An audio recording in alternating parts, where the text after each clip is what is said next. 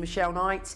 This is your April forecast for Aries, and I really have my work cut out for me because it is a jam-packed with astrological news, so you'll have to bear with me. Firstly, on the first of the month, there's a lot going on. There is a pesky T-square. However, I don't think that's going to bother you because we also have a Sun, Venus, Mars and Uranus conjunction in your sign, and that's sextiling Jupiter, the planet of good fortune, in your area of communication. You're feeling bouncy, you're feeling vibrant, you love April anyway. You've got a real spring in your step and you're like, yeah, I don't care about any pesky T-squares or any small problems. I feel bright, I feel optimistic, I feel clear, and I'm excited about life. Even if you're on a downer or you've been going through a tough time, you should wake up with a little bit of hope in your heart, fingers crossed. We then have a Sun, Venus, Mars conjunction squaring Pluto, the Lord of Transformation, on the 8th. And that's tricky for you because basically you're feeling very positive and optimistic, but you might feel as if somebody is trying to control you or dominate you, or in connection with your work, there's something going on that you feel restricted. Nothing an Aries likes less than being restricted. So you could find yourself in a power struggle or find yourself losing that fiery temper of yours. Try and come at it from your heart and things should be okay.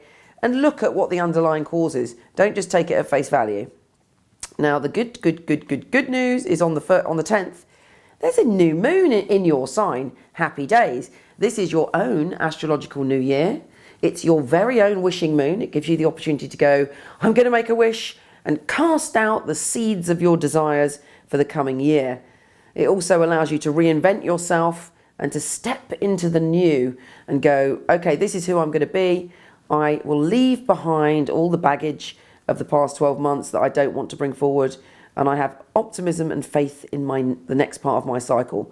Very powerful. Make a wish and step into the new you on that date. We then have Pluto going retrograde, which is, annoying, but it makes you look back at the past and how you did things and whether you listen to your intuition, actually.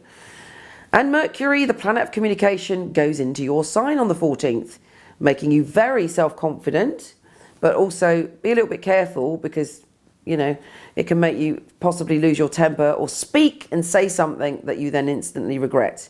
Use it with unconditional love and integrity and you should be fine. And if necessary, please do count to 10. We then have Venus, the planet of love, shifting positions, and you're calming down a little bit from the 15th and you're feeling, actually, I feel quite secure within who I am as a lover and who I am in relationships. Whether you're going for a good relationship, bad relationship, you're single or not even interested in relationships, you should start to feel confident about who you are, what your needs are, and where you are. And that's a wonderful thing. You're grounded, and if you want to, you can lay foundations. We have a Moon Jupiter conjunction in your position of communication, and that's very good. It's a window of opportunity mid-month for you to speak about your desires and to say something that could be snapped up by someone. Positive times. Mars on the 20th enters your position of feeling grounded. So you've had Mars in your sign, you've been at home, you've had your va-va-va-boom revved right up. You've probably been going at 100 miles an hour, experiencing life, feasting on life. And now it's time to settle down and, again, dig those foundations and be solid and committed to whatever you've achieved in the past 4 weeks. Venus, Sun and Mars also, and Venus are conjunct in that position of you feeling grounded. Naturally, as we move through the rest of April after the 15th, you're generally feeling safe, secure. You should be around people that you've known a long time. You should be around people that you feel love you for who you are. And that makes you feel a very secure little Aries indeed. You're also offering other people a sense of security. However, there is an incredible, sexy, sensual, somewhat dangerous full moon on the 25th, and it's making you feel a little bit naughty. It's a great sexual moon, it's a great sensual moon, it's a great wild moon, but you should feel intense and primal emotions. Try and turn that passion into something positive. Avoid jealousy or obsession at all costs. We also have a partial lunar eclipse with that, so it makes it even more full on. On the 28th, Saturn is in opposition to the Sun. And it's difficult for you because you may feel as if you're pulled in two different directions. On the one hand, you want to be loyal and committed.